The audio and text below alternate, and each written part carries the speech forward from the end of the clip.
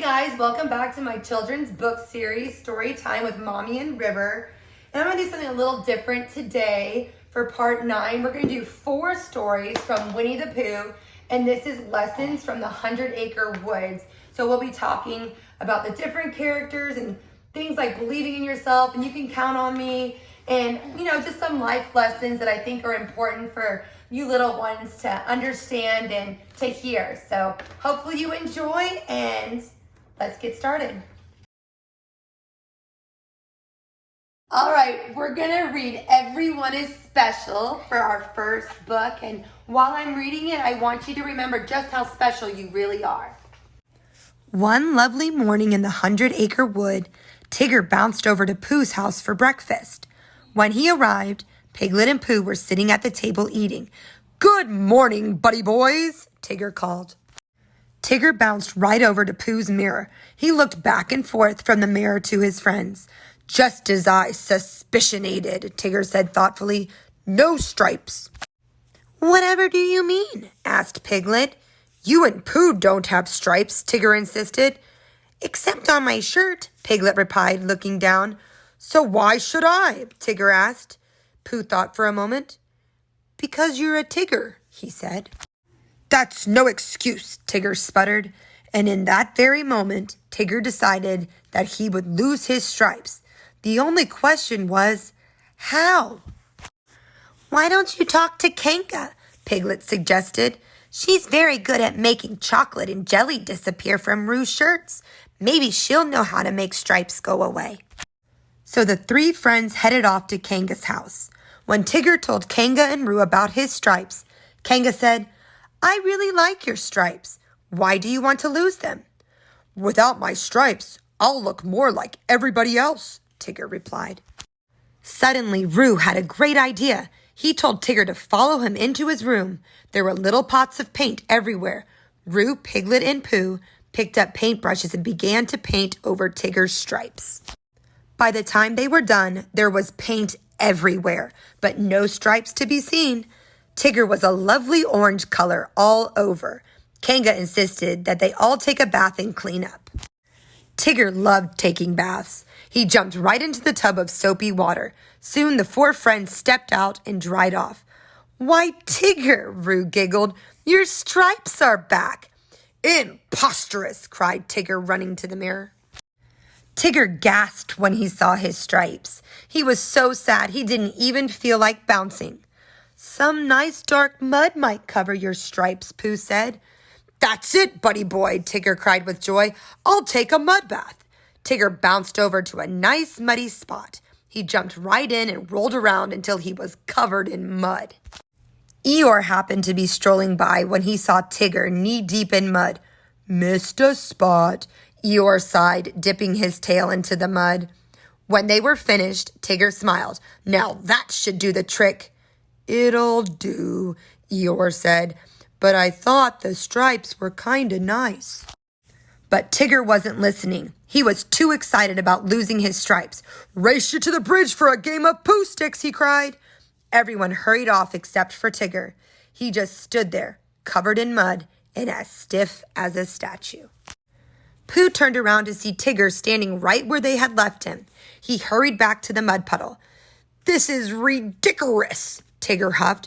"If I can't move or bounce, I won't feel like a Tigger at all."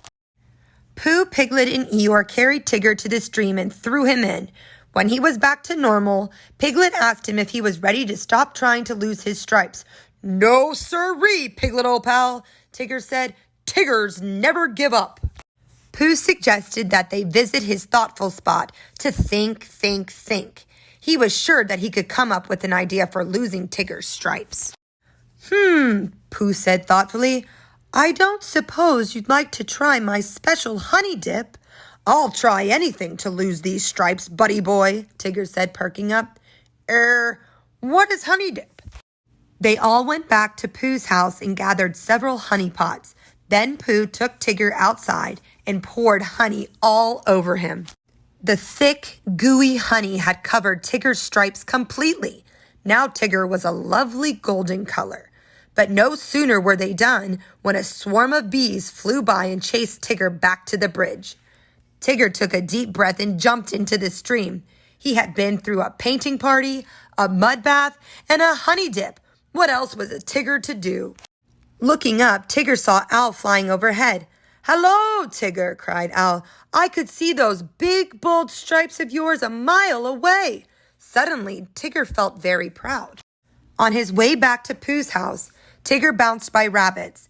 "Glad you stopped by," said Rabbit. "I wanted you to see my striped tulips. I got the idea to plant them from your stripes." Tigger began to think. Hadn't everyone said that they really liked his stripes? Why, his stripes had even helped Al spot him for way up high. Now they'd given Rabbit the idea for a new flower. Imagine that! "Hoo, hoo, hoo," Tigger chuckled. "Stripes are splendiferous." And feeling like his old, bouncy self, Tigger bounced back to Pooh's to make an announcement. "I've made up my mind, buddy boys," Tigger said. "I've decided to keep my stripes. Why, I just wouldn't be me without them. After all, that's what makes me special." Okay, this one is called Believe in Yourself. And I know that sometimes when you're having some trouble doing something or learning something new, just remember to believe in yourself and you will make it happen. Piglet hummed cheerfully as he finished sweeping his front step. He was rather enjoying himself, as he often did when he was busy tidying up his house. It was a comfortable sort of thing to do. Just then a very excited Roo hopped into view. "Hello, Piglet," Roo shouted. "We're going on a picnic. Pooh is coming, and Tigger, and Rabbit, and Eeyore. Would you like to come too?" "Oh, yes, this is just the right sort of day for a picnic," Piglet exclaimed. "Wait for me, Roo. I'll just get the acorn cookies I baked this morning." "We're going to the big meadow," Roo told Piglet as they set off to join the others. "Mama says there are flowers and butterflies and soft places to sit." It all sounded wonderful to Piglet. "Here you are, buddy boys," Tigger cried when Piglet and Roo met up with their friends. "And right across that stream is our perfect for a picnic meadow," Pooh said. Piglet looked at where Pooh was pointing. Then he looked at the stream. They had to cross over a log to get to the other side. Suddenly, Piglet wasn't feeling so happy anymore. "Come on, everybody," Tigger called. "Follow me." Tigger bounced across the log, chattering to Pooh. Pooh crossed, balancing a honey pot in each hand. Roo jumped into his mother's pouch, and they crossed together. Eeyore ambled slowly across with a picnic basket in his mouth. "Can we speed things up here?" Rabbit muttered from the rear. Soon only Piglet was left. "Oh dear," cried Piglet. "I can't do it. I'm much too afraid to cross." "You are kind of small for this sort of thing, aren't you, little buddy?" Tigger said. "Too bad." "What are we waiting for?" Rabbit asked. "Let's get hopping." "We can't go without Piglet," Pooh said. Piglet felt terrible. He didn't want to miss the picnic, but he also didn't want to cross that log. "It's too hard for me, Pooh," Piglet said. "I just don't think I can do it." "But Piglet," Pooh said, "you've done hard things before." "I have?" Piglet asked, surprised. "Oh, yes," Pooh said very definitely. "Remember when you were sleeping over at my house and Al came to tell us there were shooting stars outside?" Pooh asked. "I remember," Piglet said. "It was very dark and I was afraid to go out."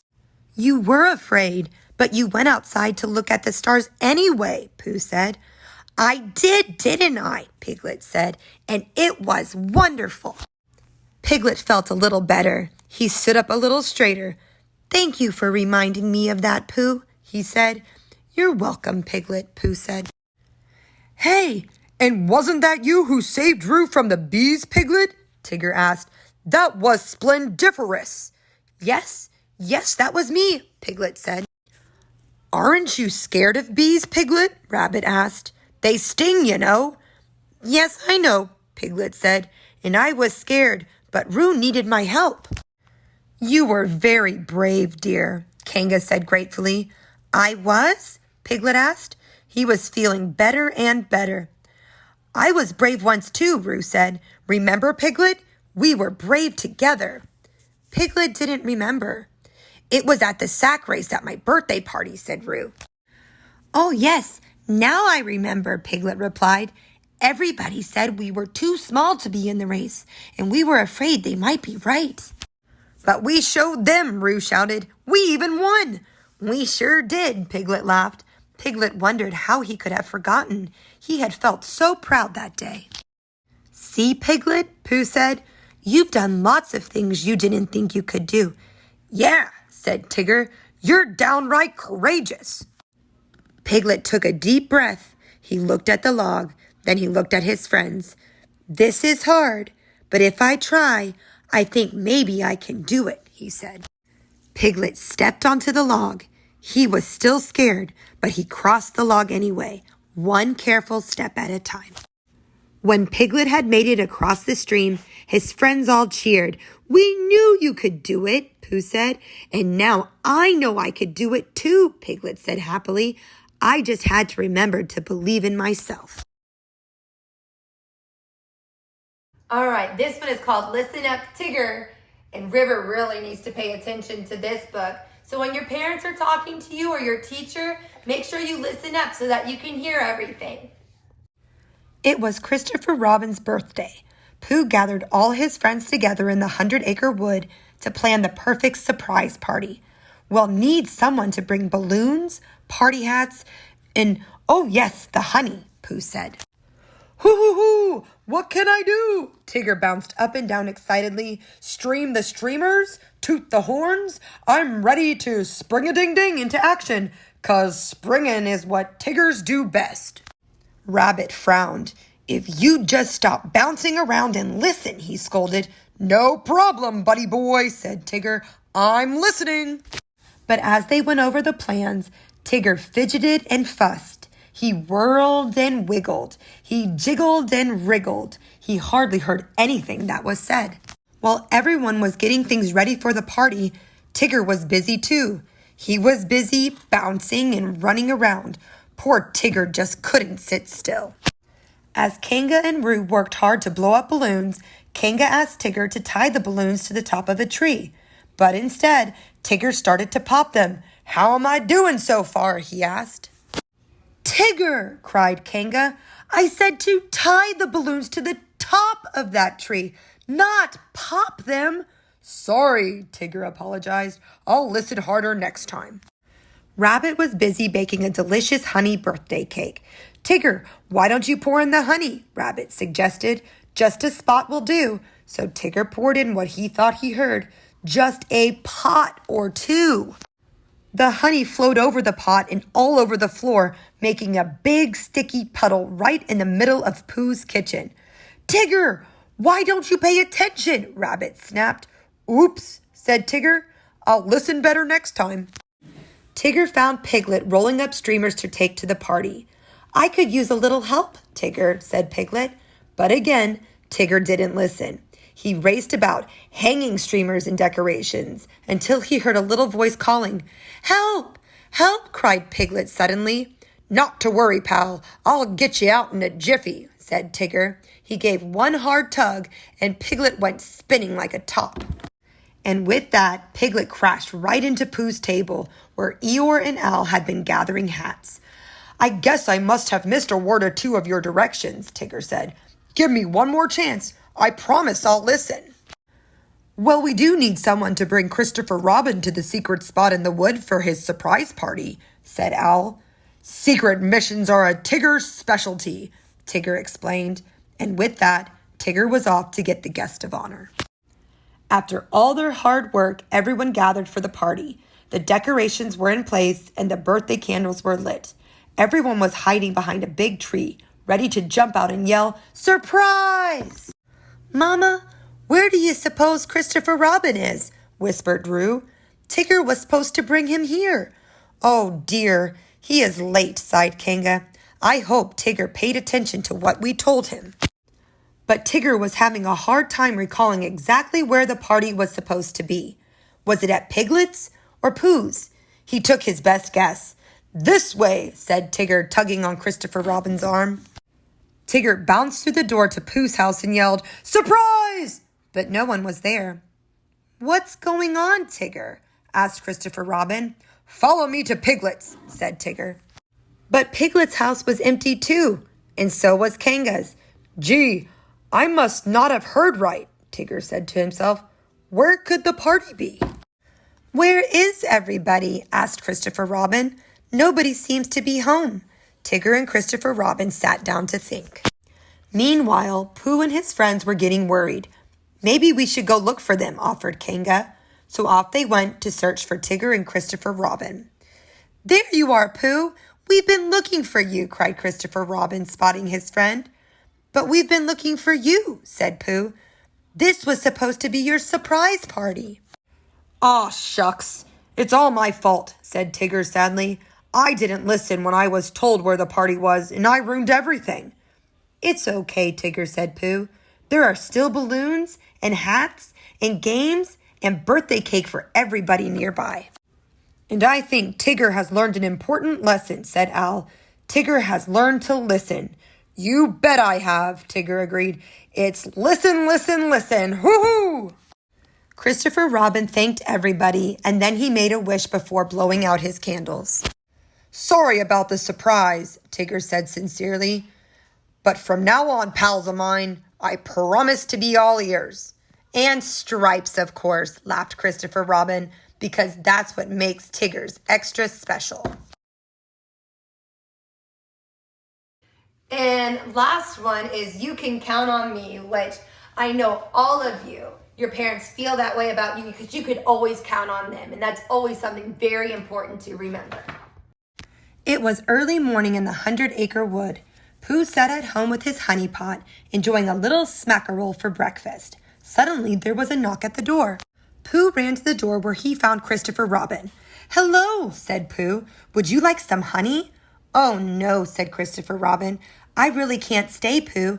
I just wanted to ask you a favor." Christopher Robin had pulled his wagon to Pooh's house. In the wagon sat a bright red kite, a colorful ball, and a wooden sailboat. "Why, Christopher Robin," Pooh cried, "these are your very favorite things." "Yes, I know," said Christopher Robin. "I'm going to Owl's house. Would you take care of them while I'm gone?" "Of course," said Pooh. "You can count on me." "I knew it," said Christopher Robin. "Thank you, Pooh."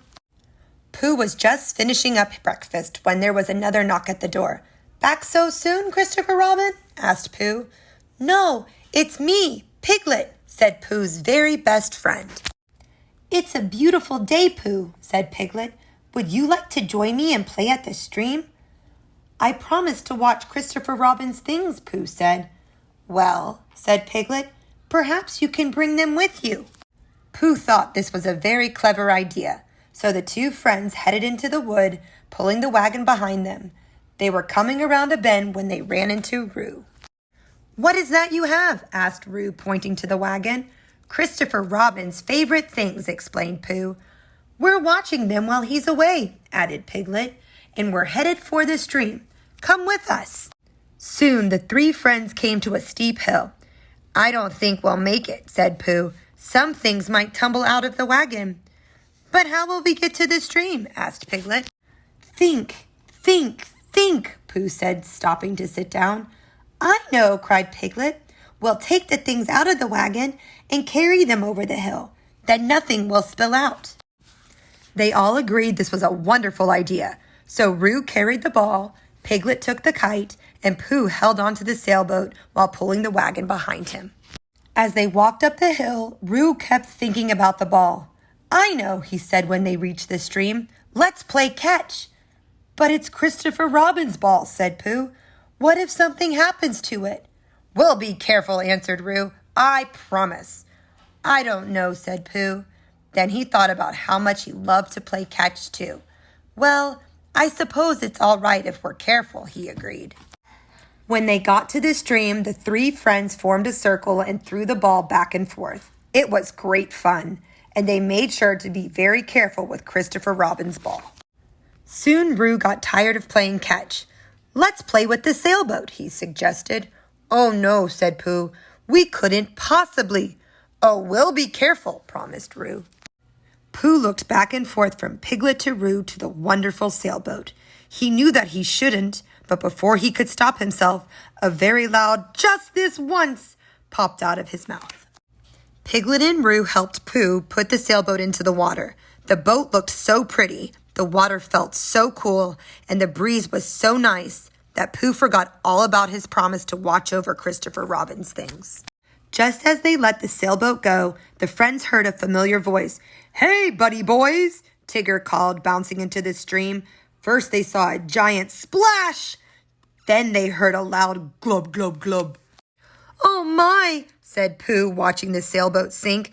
"This is all my fault," said Roo. "Mama always told me I should take care of other people's things, but I really wanted to play with the sailboat."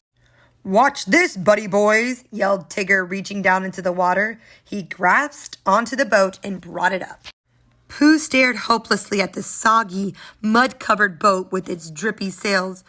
Bother! Pooh was sure things were as bad as they could get. Pooh sat down with a loud plop. "Something wrong, buddy boy?" asked Tigger. "Christopher Robin was counting on me to watch his toys, but instead of watching them, I ruined them," groaned Pooh. "We can fix this in a jiffy. Follow me," Tigger cried. Then he and his friends headed for Pooh's house, where they tossed the toys into the bathtub and scrubbed away.